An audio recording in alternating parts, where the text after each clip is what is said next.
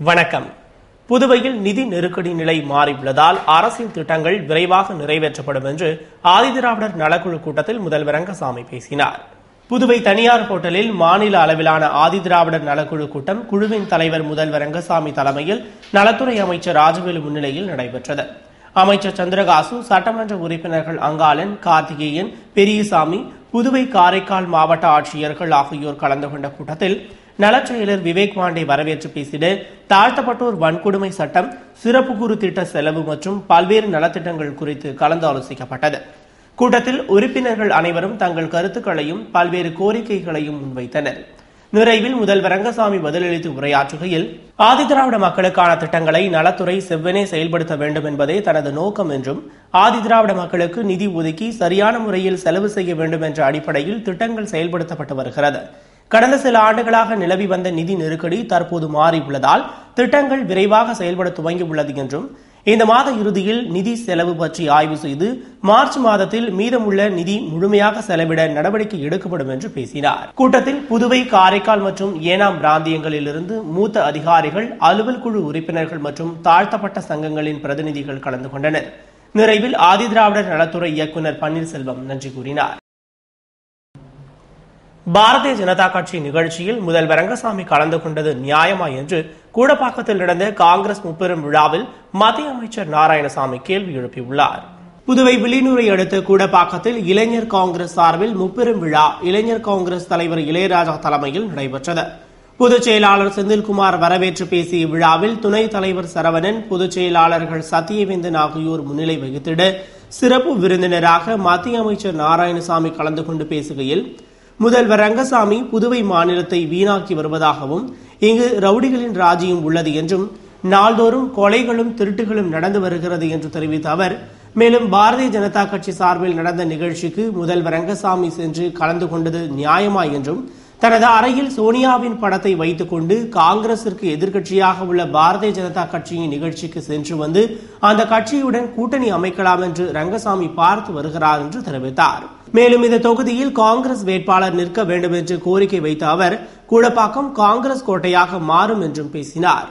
கூட்டத்தில் மாநில தலைவர் ஏவி சுப்பிரமணியன், எதிர்க்கட்சித் தலைவர் வைத்திலிங்கம், சட்டமன்ற உறுப்பினர் நமச்சிவாயம், முன்னாள் அமைச்சர் ஏழுமலை, பிரதேச காங்கிரஸ் கமிட்டி உறுப்பினர் சிவக்கொழுந்து, காங்கிரஸ் செய்தி தொடர்பாளர் ஏவி வீரராகவன் மற்றும் உசுடு தொகுதி நிர்வாகிகள் கலந்து கொண்டனர். நிறைவில் இளைஞர் காங்கிரஸ் பொதுச் செயலாளர் ராஜாராம் நன்றி கூறினார். புதுவையில் கட்டி முடிக்கப்பட்ட சுனாமி வீடுகளை ஒப்படைக்க கோரி சட்டமன்ற உறுப்பினர் லட்சுமி நாராயணன் தலைமையில் மீனவர்கள் மாவட்ட ஆட்சியர் அலுவலகத்தை முற்றுகையிட்டனர். புதுவையில் சுனாமியால் பாதிக்கப்பட்ட ராஜ்பவன் தொகுதி குருசுகுப்பம் மீனவர்களுக்கு 68 வீடுகள் கட்டி முடிக்கப்பட்டு கடந்த 9 மாதங்களுக்கு முன்பு வருவாய்த்துறையினரிடம் ஒப்படைக்கப்பட்டும் வருவாய்த்துறை அதனை பயனாளிகளிடம் ஒப்படைக்கவில்லை. இது தொடர்பாக தொகுதி சட்டமன்ற உறுப்பினர் லட்சுமி நாராயணன் முதல்வர், தலைமைச் செயலர் ஆகியோரிடம் முறையிட்டும் எவ்வித நடவடிக்கையும் எடுக்கப்படாததால் சட்டமன்ற உறுப்பினர் லட்சுமி நாராயணன் தலைமையில் மீனவ பஞ்சாயத்து நிர்வாகிகள் துளசிங்கம், சஞ்சீவி, தம்பிதுரை, வினோத் மற்றும் பயனாளிகள் குடும்பத்தினருடன் மாவட்ட ஆட்சியர் அலுவலகத்தை முற்றுகையிட்டு போராட்டத்தில் ஈடுபட்டனர். பின்னர் சட்டமன்ற உறுப்பினர் தலைமையில் நிர்வாகிகள் மாவட்ட ஆட்சியர் தீபக்குமாரை சந்தித்து மனு அளித்தனர். அதனை பெற்றுக்கொண்ட மாவட்ட ஆட்சியர் வரும் வெள்ளிக்கிழமை புதிய வீடுகளின் சாவிகளை பயனாளிகளிடம் ஒப்படைப்பதாக தெரிவித்தார். இந்த திடீர் போராட்டத்தால் அப்பகுதியில் பெரும் பரபரப்பு ஏற்பட்டது. எதிர்வரும் நாடாளுமன்ற தேர்தலில் மக்கள் நலனில் அக்கறை இல்லாத காங்கிரஸ் கட்சியின் செயல்களை மக்களிடத்தில் எடுத்துக் கூறி திமுகவை வெற்றி பெற செய்வோம் என்று மாநில அமைப்பாளர் MA சுப்பிரமணியன் உறுதியாக கூறினார். இதுகுறித்து திராவிட முன்னேற்ற கழக புதுவை மாநில அமைப்பாளர் MA சுப்பிரமணியன் கூறுகையில், எதிர்வரும் நாடாளுமன்ற தேர்தலில் திராவிட முன்னேற்ற கழகம் தனியாக தேர்தலை சந்தித்தாலும் சந்திக்குமே தவிர கழகத்தை மதிக்காத, அலட்சியப்படுத்திய காங்கிரஸ் கட்சியோடு கூட்டணி வைக்க மாட்டோம் என்று நேற்று நடைபெற்ற திமுக பொதுக்குழு கூட்டத்தில் கழக தலைவர் கலைஞர் தெரிவித்தது கழக தொண்டர்களின் உணர்வுகளையும் காங்கிரஸ் கட்சியின் நம்பிக்கை துரோகத்தையும் வெளிப்படுத்தி கழகத்தினருக்கு ஒரு புத்துணர்வை ஊட்டியுள்ளார். எனவே சிபிஐயை தனது கைப்பாவையாக வைத்துக் கொண்டு நிலக்கரி சுரங்க ஒதுக்கீட்டில் பல லட்சம் கோடி ரூபாய் மதிப்பிலான ஊழலை மூடி மறைக்க முற்பட்டது மற்றும் 2G அலைக்கற்றை ஒதுக்கீட்டில் பல்லாயிரம் கோடி ரூபாய் ஊழல் நடைபெற்றுவிட்டதாக செய்தி பரவியதும், தான் பிழைத்தால் போதும் என்று திமுகவிற்கு அவப்பெயர் ஏற்படுத்த முயற்சித்தது மற்றும் ஈழத்தமிழர்களை காப்பாற்ற தவறியது அனைத்தும் காங்கிரஸ் அரசுதான். மேலும் புதுவையில் திமுகவின் கடின உழைப்பால் வெற்றி பெற்ற மத்திய அமைச்சர் நாராயணசாமி கடந்த 5 ஆண்டுகளாக புதுவை முன்னேற்றத்திற்கு என்று எந்த ஒரு செயலையும் செய்யாததோடு ஏடி மில்லை இயக்க மத்திய அரசிடமிருந்து நிதியை பெற்றுத்தரக்கூட முயற்சி செய்யவில்லை. ஆனால் மக்கள் விரும்பாத, மக்களை அலைச்சலுக்கு உள்ளாக்கிய உங்கள் பணம் உங்கள் கையில் திட்டத்தை மட்டும் புதுவை அரசிற்கு அவப்பெயர் கொண்டுவர வேண்டும் என்ற நோக்கில் செயல்படுத்தியுள்ளார். எனவே இதுபோன்ற மக்கள் நலனில் அக்கறை இல்லாத காங்கிரஸ் கட்சியின் செயல்களை மக்களிடம் எடுத்துக் கூறி எதிர்வரும் பாராளுமன்ற தேர்தலில் தலைவர் கலைஞர், பொருளாளர் ஸ்டாலின் அறிவிக்கின்ற வேட்பாளரை ஒருங்கிணைந்த தேர்தல் பணியின் மூலம் வெற்றி வேட்பாளராக்கி புதுவை நாடாளுமன்ற தொகுதியினை கழகத்தின் முதல் வெற்றி தொகுதியாக தலைவர் கலைஞர் மற்றும் தளபதி ஸ்டாலின் கைகளில் ஒப்படைப்போம் என்று உறுதியேற்போம் என்று கூறினார்.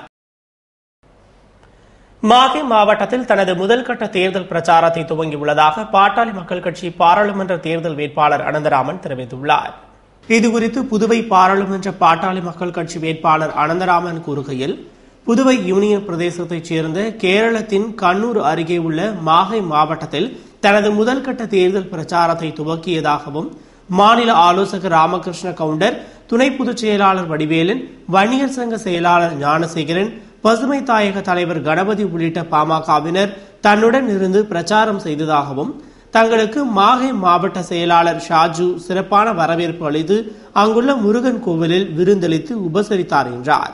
மேலும் அந்த தொகுதியின் முன்னாள் சட்டமன்ற உறுப்பினர் சசீந்திரநாத் தன்னை சந்தித்த போது அவருக்கு பொன்னாடை அணிவித்து கௌரவித்து ஆதரவு கோரியதாகவும், மேலும் பல்வேறு முக்கிய பிரமுகர்களையும் பொதுமக்களையும் சந்தித்து ஆதரவு கோர உள்ளதாகவும் கூறினார். இலங்கை கடற்படையால் கைது செய்யப்பட்ட நாகை மீனவர்களை மீட்டுத் தருமாறு பாதிக்கப்பட்டவர்களின் குடும்பத்தினர் மத்திய இணையமைச்சர் நாராயணசாமியிடம் கோரிக்கை விடுத்தனர்.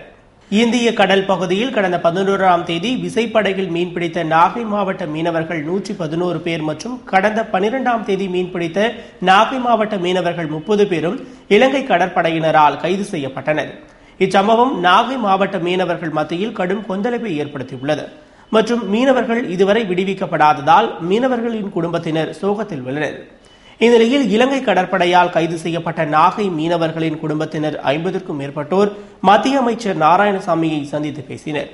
அப்போது அவர்கள் இலங்கையில் சிறை வைக்கப்பட்டுள்ள நாகை மீனவர்களை மீட்க நடவடிக்கை எடுக்குமாறு கோரிக்கை வைத்தனர். அதற்கு மத்திய அமைச்சர், மீனவர்கள் தொடர்ந்து கைது செய்யப்பட்டு வருவதற்கு நிரந்தர தீர்வு காண இலங்கை மற்றும் இந்திய மீனவர்கள் பங்கேற்கும் பேச்சுவார்த்தைக்கு தமிழக அரசு ஒத்துழைப்பு தர மறுக்கிறது என்றும், இருதரப்பு மீனவர்கள் பேச்சுவார்த்தை நடத்தினால்தான் நிரந்தர தீர்வு காணப்படும் என்றார். மேலும் தற்போது கைது செய்யப்பட்டுள்ள நாகை மாவட்ட மீனவர்களை உடனடியாக விடுவிக்க நடவடிக்கை எடுக்கப்படும் என்று உறுதியளித்தார். அப்போது புதுவை முன்னாள் சட்டமன்ற உறுப்பினர் உள்ளிட்ட தேசிய மீனவர் பேரவை நிர்வாகிகள் உடனிருந்தனர். கிறிஸ்துமஸ் பண்டிகை நெருங்கிவிட்ட நிலையில் புதுவை கடை வீதிகளில் கிறிஸ்துமஸ் ஸ்டார், கிறிஸ்துமஸ் மரம், ஸ்வரூபங்கள் உள்ளிட்ட பொருட்களை வாங்க கிறிஸ்துவ மக்கள் குவிந்தனர். உலகம் முழுவதும் வரும் 25ஆம் தேதி இயேசு பிறப்பு கிறிஸ்துமஸ் விழாவாக சிறப்பாக கொண்டாடப்பட உள்ளது. இதனை முன்னிட்டு கிறிஸ்துவ மக்கள் தங்கள் இல்லங்களில் கிறிஸ்துமஸ் ஸ்டார், கிறிஸ்துமஸ் மரம், இயேசு பிறப்பு குடில் போன்றவற்றை அமைத்து வீட்டை அலங்கரித்து விழாவினை கொண்டாடி மகிழ தயாராகி வருகின்றனர். இதற்காக புதுவை கடை வீதிகளில் வண்ண வண்ண ஸ்டார்கள், கிறிஸ்துமஸ் மரங்கள், குடில், மாதா, இயேசு ஸ்வரூபங்கள் உள்ளிட்ட கிறிஸ்துமஸ் பொருட்கள் விற்பனைக்கு குவிந்துள்ளன.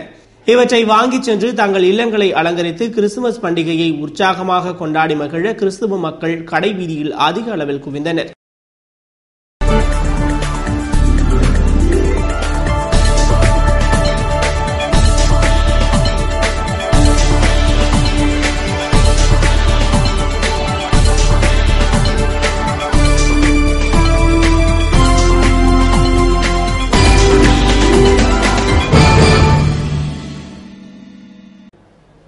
விண்வெளிக்கு ஈரான் 2வது முறையாக அனுப்பிய குரங்கு பத்திரமாக மீண்டும் பூமிக்கு திரும்பியுள்ளது.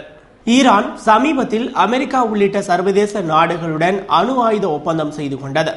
இதன் மூலம் 10% மேல் யுரேனியத்தை செறிவூட்டக்கூடாது என்ற சர்வதேச நாடுகளின் நெருக்கடிக்கு ஈரான் சம்மதித்தது. இதற்கிடையில் ஆயுத உற்பத்தி, விஞ்ஞான வளர்ச்சி ஆகியவற்றிலும் ஈரான் கவனம் செலுத்தி வருகிறது. விண்வெளி ஆராய்ச்சியிலும் குறிப்பிடத்தக்க அளவிற்கு தனது முயற்சியை மேற்கொண்டுள்ளது. அதன்படி கடந்த ஜனவரி மாதம் விண்வெளிக்கு மனிதனை அனுப்பும் திட்டத்தின் முதல் கட்டமாக குரங்கு ஒன்றை அனுப்பி சோதனை செய்து பார்க்க ஈரான் விஞ்ஞானிகள் முடிவு செய்தனர். அதன்படி டெஹ்ரானில் இருந்து 200 கிலோமீட்டர் தொலைவில் உள்ள செம்னான் என்ற இடத்திலிருந்து கடந்த ஜனவரி மாதம் விண்வெளிக்கு இரண்டாவது முறையாக குரங்கு அனுப்பப்பட்டது. தற்போது பர்காம் குரங்கு சில தினங்களுக்கு முன்பு உயிருடன் திரும்பியுள்ளது. இது விண்வெளிக்கு மனிதர்களை அனுப்பும் ஈரானின் முயற்சிக்கு கிடைத்த வெற்றி என்று விஞ்ஞானிகள் தெரிவித்துள்ளனர். இதுகுறித்து அதிபர் ஹசன் ரவுகானி கூறுகையில், இரண்டாவது முறையாக பர்காம் குரங்கு பத்திரமாக தரையிறங்கியுள்ளதாகவும் விஞ்ஞானிகளுக்கு தனது பாராட்டுகள் என்றும் இது ஈரானின் தொழில்நுட்ப வளர்ச்சியை காட்டுகிறது என்றும் தெரிவித்துள்ளார். இத்துடன் செய்திகள் நிறைவடைந்தன. தொடர்ந்து ஏஜேகே செய்திகளுடன் இணைந்திருக்க AJK News Puduvai.blogspot.in என்ற இணையதள முகவரியில் பாருங்கள். வணக்கம்.